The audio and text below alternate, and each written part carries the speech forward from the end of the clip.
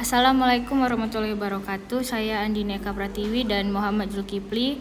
Saya dan Muhammad Zulkifli akan mempresentasikan hasil diskusi kami mengenai media pembelajaran.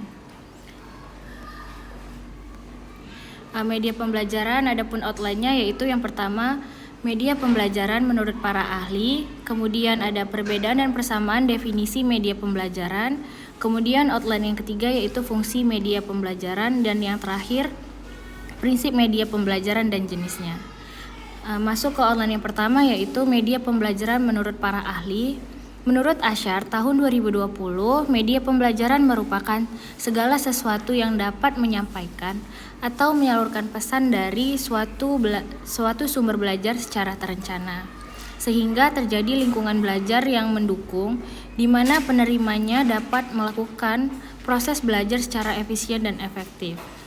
Kemudian menurut Profesor Dr. Haji Fuad Hasan, pada tahun 2003, media pembelajaran adalah alat atau bahan yang digunakan untuk menyajikan suatu komunikasi pembelajaran agar lebih baik, efektif, dan menyenangkan. Outline yang kedua yaitu masuk ke materi perbedaan dan persamaan definisi media pembelajaran. Perbedaannya yaitu menurut Ashar, media pembelajaran yaitu sesuatu yang disampaikan atau disalurkan dari suatu sumber belajar secara terencana. Nah, sedangkan menurut Profesor Hasan, media pembelajaran yaitu alat atau bahan yang digunakan sebagai komunikasi pembelajaran. Persamaannya yaitu sesuatu yang disampaikan dan disajikan kepada siswa untuk mendukung lingkungan belajar agar proses belajar mengajar dapat dilakukan secara efisien dan efektif. Kemudian masuk ke fungsi media pembelajaran.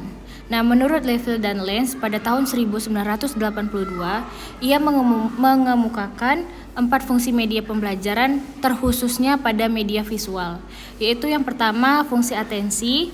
Nah, fungsi atensi ini media visual merupakan inti, yaitu menarik dan mengarahkan perhatian siswa untuk berkonsentrasi kepada isi pelajaran yang berkaitan dengan makna visual yang menampilkan atau menyertai teks materi pelajaran.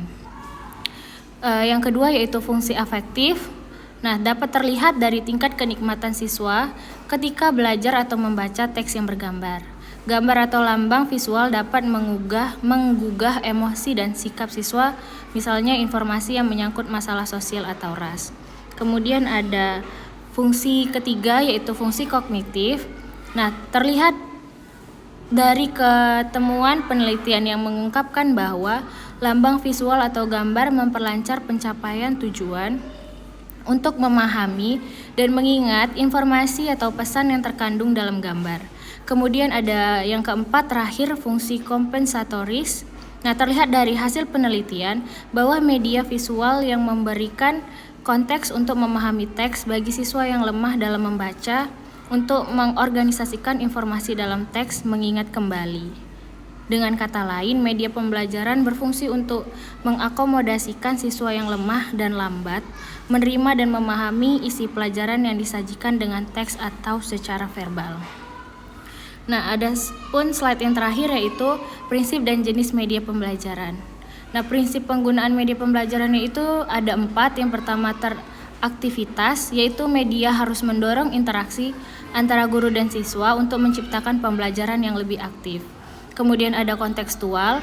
Nah, penggunaan media kontekstual ini harus memperhatikan lingkungan sosial, budaya, dan kebutuhan praktis siswa. Yang ketiga ada umpan balik atau feedback. Media harus memungkinkan adanya umpan balik untuk membantu siswa memahami kemajuan mereka. Dan yang terakhir ada fleksibilitas dan kepraktisan.